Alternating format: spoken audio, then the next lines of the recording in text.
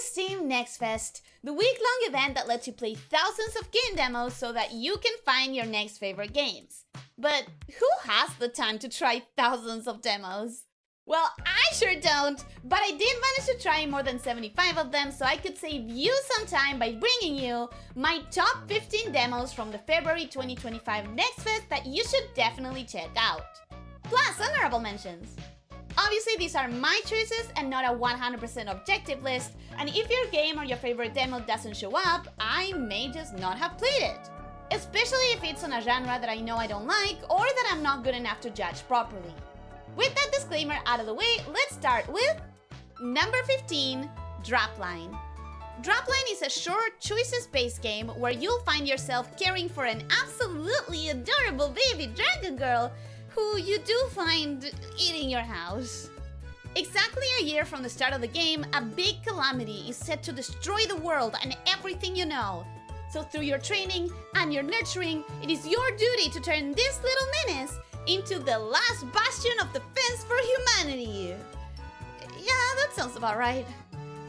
Every round or week in the game's story, you will be making choices that define how much you build up her stats, skill set, relationship with other NPCs, adaptation into society, and your own debt?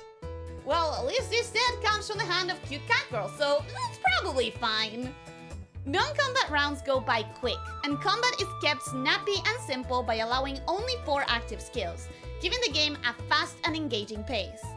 It is intended to last about an hour per run and features several different endings. Made by Kanawa, the dev behind Noel the Mortal Fate, Dropline has great art style, simple and appealing character designs, and a charming vibe all around. It is set to release in early access this very spring of 2025. Number 14, CornerPond. A growing trend in recent years has been idle games that are meant to sit at the top of whatever other programs you're using to work. And while normally I have mixed feelings about this kind of games, CornerPond is here to demonstrate that the genre can just work. As the name implies, CornerPond is a game meant to sit in the corner of your screen as a little companion fishes in a pond. What first caught my eye with this one is just how unobtrusive it can be made to be. The size scaling is flawless, looking equally good regardless of the size you choose for it, with its extremely simple UI not becoming clumsy and unreadable. Optional pin on top and detailed sound settings are, of course, also available. The gameplay is just active enough to work as a little distraction every few minutes without becoming a full-blown disruption of your workflow, but it also can work just as well as a fully idle game through its automation upgrades. Besides this one though, there are plenty of unlocks to chase, including an enormous array of visual customization options to make the character and tools look just the way you want them to. With its soothing animation and cozy vibes, I just can't wait to have my little corner girlie fishing for me so I can take a micro break from staring at my own damn work to watch hers instead. Number 13, A Week in the Life of Asocial Giraffe. I mean, damn, with a name like that, who needs a segue, am I right? If you're an introvert, shy, or really socially anxious, this one is for you. A Week in the Life of Asocial Giraffe is a point-and-click game where you will put yourself in the shoes of the titular giraffe, who really wants to avoid any and all interactions with other people. You know, just in case they're an extrovert who wants to do small talk with you until your head literally explodes and you die. Which honestly, would. With its use of beautiful, hand-drawn, frame-by-frame animations, cute cartoony designs, and chill background music, the game has a charming and cozy vibe all around despite the subject matter. Yes, we might be seeing this adorable giraffe die repeatedly, but it is all in their imagination, and the game features plenty of lighthearted humor to keep the experience feeling comfy and relaxing. As an introvert myself, I find the game extremely relatable, and I've already gotten ridiculously attached to our little giraffe friend and invested in what kind of journey we might go through together. So if any of this sounds interesting, I highly recommend you try it and get ready for it to release sometime during 2025. Number 12, Pastel Parade. Everyone has their preferences for rhythm game style. My personal favorite is the type built around simple inputs with their own unique per stage visual and audio cues. You know, instead of the classic style where visual notes are moving towards a designated hit point of the screen. That's why Pastel Parade was a top priority demo to try for me, and it did not disappoint. Pastel Parade is a rhythm game in the style of the Rhythm Heaven franchise, where each song has its own cues you have to learn and hit to the rhythm. With a cute, simple anime art style, the game's visuals are clean, sharp, and most importantly, incredibly colorful and poppy. The songs are vibrant and energetic, matching the tone of the visuals and aiming for that happiness bubble kind of mood, which it definitely achieves. The game follows the story of 4 girls and is planned to have 30 unique stages, and the difficulty, at least from the short demo, promises to rise to a nice challenge level. But most important of all, the dev has been very responsive to feedback, with the most common concerns addressed already, which has made me even more excited for the impeccable level of polish the full game is set to deliver. I will be rhythmically bouncing in my seat as I wait for this to release sometime during 2025. Number 11. Shotgun Copman. From the same unhinged mind that brought you My Friend Pedro and published by Devolver Digital, Shotgun Copman is a bullet-fueled fever dream of a precision platformer, where you are tasked with going through hell, blasting demons in the face so that you can arrest Satan himself. And just by hearing that description, you know you want to at least try it. In Shotgun Copman, you can walk to the sides if you're on the floor, but you'll spend most of your time moving by recoil, using your guns both as propulsion and weapons. The game features minimalist aesthetics with an incredibly high level of visual clarity, punchy and adrenaline-filled music, and stupid sense of humor, a descriptor that I am using as a high compliment. With levels tracking speedrun times, no damage, and full enemy wipes, and with upgrades following you around through the levels as long as you didn't get hit after grabbing them, Shotgun Copman is going to be particularly great for those who like a skill mastery challenge. The game is also promising over 150 levels of campaign, plus a built-in level editor and workshop integrations, so it will keep players busy for a long time whenever it comes out. Number 10. Is this it taken? And now, right after an action game about shooting in hell, let me tell you about a cozy puzzle game about making cute little shapes comfortable. Is this it taken? It's a puzzle game about designating people's placements to accommodate for everyone's preferences. Just read someone's request, lift them up, and put them down in the optimal spot for everyone's wants to be attained. Its art style and animations are cute, simple, and incredibly fluid, and its music is chill and relaxing, with very nice and poppy sound design to go with it. Making sure I was getting full stars for each level, and the vibes of the game being just so polished, made me enjoy my time greatly. But what really pushed this game to my standouts is the story tying the levels together. This is not the first time a game manages to get me invested in a basic geometric shape and its feelings, but it's still a very welcome surprise when it happens. I'm so ready to see the heartfelt story of this, rhomboid thing? The heartfelt story of Nat develop, while I have a fun, cozy time whenever Is This It Taken? Releases. I don't have any more puzzle games on the best of list, but if you want more, you could check out the honorable mention, The Bench. Have you ever wanted to be an old man trying to escape from a hospice building? No? Well, what if you had the help of an ambiguous eldritch creature, a cane that you can hit people with, and an army of pigeons that you can hit people with? Still no. Huh, okay, newspaper puzzle games? The Bench is a silly and fun puzzle game with plenty of hidden goals, a good serving of chaos, and a hint of a deeper story going on underneath its surface. Next in the list of best demos, we got number 9, Contract Rush DX. There are some things that will always make an action game satisfying. Good fluid character movement, nice enemy death animations, and a shitload of weapons and movement upgrades that make you feel like an invincible god are certainly part of that list. And Contract Rush DX has all of them. This 2D platformer shoot 'em up feels fantastic to play as you build up your weapons through the level maps until you're ridiculously overpowered. But just when you're wondering if you maybe became too strong and now everything is too easy to really enjoy, you'll be at the door of a challenging boss that can humble you without being overly punishing. With lovely hand-drawn frame-by-frame animations, charming and funny NPCs, and an intriguing storyline to follow, Contra Crush DX could stop here and still make it to my best demos list. But it doesn't. The game also features bonus challenges to test your skill mastery, and the full game is said to have several playable characters, each with their own playstyle to explore. It is slated to come out sometime during 2025, and I can hardly wait for it. Number 8. Monster Train 2.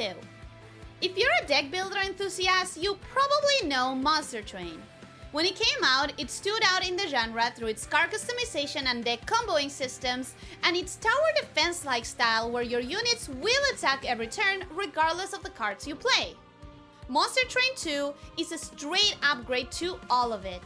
This sequel sets us up to play with not just demons, but angels now, including some of the bosses of the previous game, in a Heaven and Hell alliance against primordial beings called Titans. Brand new clans have replaced the ones we're used to, which I know we will miss them because they were so good, but I can't wait to see what kind of broken synergies the new guys have to offer. The game also features new card types, different pyre types, train customization, and a fuller storyline, amongst other things. Like an undo button for the turns? No more loads coming, hell! The art is as good as ever, with some characters looking hotter than ever, and the game loop is exactly as addicting as you remember it. I fear the amount of hours that I will be losing whenever this game comes out. And if you really like deck builders and wish more had been featured, here's an honorable mention you might like. Drop Duchy is a mix of Tetris and roguelike deck builder, where your deck is Tetris pieces that have different effects on resource gathering and synergies with other pieces based on proximity. Place your tiles strategically to get as many resources and army troops as possible, and drop your enemy's tiles strategically to prevent them from gathering their own. And then crush them in battle, hopefully. The game's art, sounds, and UI are very well polished, and people who like tactical gameplay will surely appreciate this one. Moving on to number 7, Dogtown. If I tell you about a cozy farming game where you move to a new town and start your new career while meeting and befriending your new neighbors, you probably imagine some idyllic fields, a beautiful island, or some other delightful place that you'd want to visit. Dogtown manages all of the cozy, comfy vibes of this kind of games while dropping you in a post-apocalyptic, trash-filled, ruined wasteland. The game does offer a higher level of challenge than others in the genre through its crop-ruining weather conditions, dangerous exploration, and its survival and combat mechanics. It also offers a deep lore about this ruined world to discover as you try to learn more about what happened, find secrets, and attempt to rebuild. With gorgeous pixel art that features a muted, nostalgic color palette and great characters and sounds, I am really looking forward to getting lost in Dogtown. Number 6. Relic Guardian. Do you remember when you first fell in love with the game genre? I remember the first time I felt truly hooked on a tower defense game was playing Kingdom Rush, and the Relic Guardian demo made me feel like I was falling in love all over again. Relic Guardian is a champion/hero tower defense game matching the style of Kingdom Rush, in which you don't just have towers defending you, but also a variety of champions, each with specific skills that you can trigger. The pixel art and design, both of the characters and towers, are so visually appealing, it's ridiculous. From the cute designs like eggs or chicks to the straight up sexy or cool designs of the monster folk themed towers. Yes, that means monster girls in your tower defense. You can go wishlist right now. In Relic Guardian, you are not an omniscient hand placing towers from above, but a character who has to physically move to the towers to place them, upgrade them, or fuck it, lift them up and move them somewhere else. The maps are chock full of personality, with active elements that you can use or can be used against you, secrets to interact with, and a ton of charm and humor. I simply cannot wait to get back into tower defense games whenever Relic Guardian releases. But if you want to enjoy even more tower defense, here's an honorable mention for you: Red Rocket Defensism. This is a roguelike tower defense where it's less about upgrading towers and more about buying whatever the store offers between a wave with the money, or the capital credits that you take from those filthy capitalist pigs. In case this description doesn't make it clear, the game is strong in its satire of communism, with jokes and humor being thrown practically every second. The visual style is chaotic, colorful, and incredibly unique. Red Rocket Defense System is just dripping with personality. But if we are to talk about games dripping with personality, we gotta make way for number 5, Mindwave. I've never been interested in microgame collections. I feel much more pulled towards games written around a story or a good character arc or even just enjoyable mechanics that you can go really in depth with. So when I say that Mindwave is a standout, I don't say it lightly. In the style of WarioWare, Mindwave's main gameplay mechanic is levels that feature a series of microgames that speed up and get more difficult as you complete more of them. But where Mindwave shines is in how those microgames are just part of a bigger narrative. The game starts with a cinematic painting some sort of gloomy future and a competition hosted by a shady corporation. This competition involves mind-reading interfaces that turn the characters' thoughts, feelings, and anxieties into the microgames you'll be playing. Thanks to this, the microgames not only drive Mindwave's intriguing storyline forward, but also give you deep insight into each character. If you want to get to know them even more though, you also have a conversation mechanic to build up those relationships.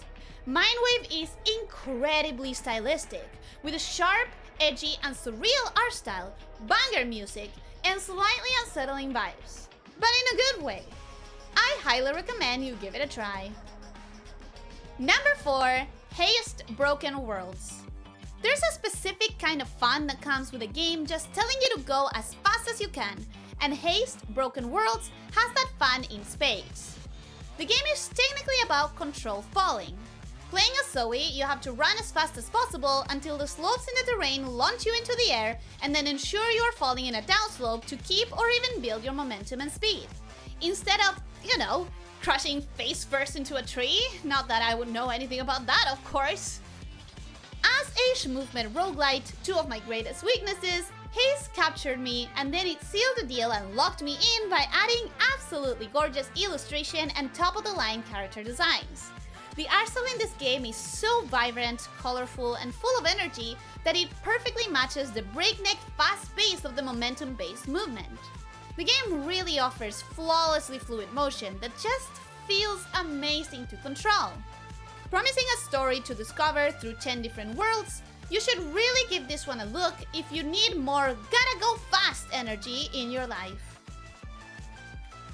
Now, before I get into my top 3 demos, I'll finish off my honorable mentions with a few more games of the roguelite variety. If you're still not tired of the bullet heaven genre inspired by Vampire Survivors, Asgard's Fall Viking Survivors is a newcomer that you might be interested in. With colorful pixel art and stellar soundtrack and sound design, it feels as satisfying to play as the best of the genre, and it puts its own spin on things with its mechanics based around strategic spatial management. I had a lot of fun with this one. Corebreaker is a fast-paced action platformer focused on fluid movement and smooth, skillful combat that feels reminiscent of Scourgebringer. Fight your way through small rooms full of enemies in an ever-changing map as you get new weapons and upgrades while you seek out the bosses of 4 different biomes. The game has bright and sharp pixel art and very crisp controls, and it shows a lot of promise. And now we have finally arrived to the top 3 demos, starting with number 3, Metrogravity. Metrogravity is such a gem of a game that it's actually a struggle to describe. Featuring PS1-style low-poly graphics, this is a puzzle and combat-heavy, physics-defying, rhythm-based Metroidvania. And yes, that sounds like a lot, but it does work.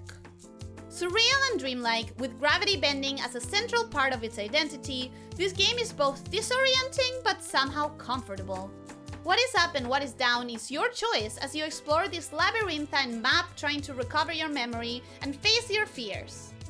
You'll get to meet and help a cast of delightful characters as you uncover the lore of this liminal space to find your way out. The rhythm comes into play in battles most noticeably, with each attack, dodge, and parry happening on beat.